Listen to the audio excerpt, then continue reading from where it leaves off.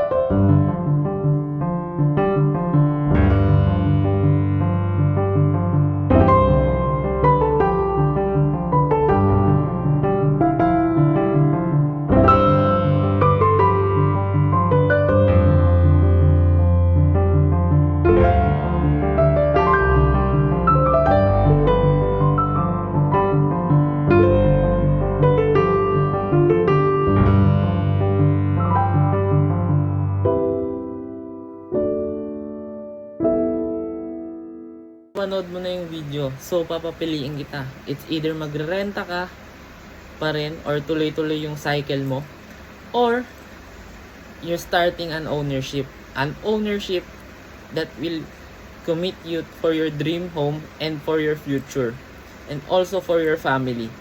So, kung interesado ka, message mo lang ako ng computation. Andyan lang sa comment section. So, see you there, our future clients.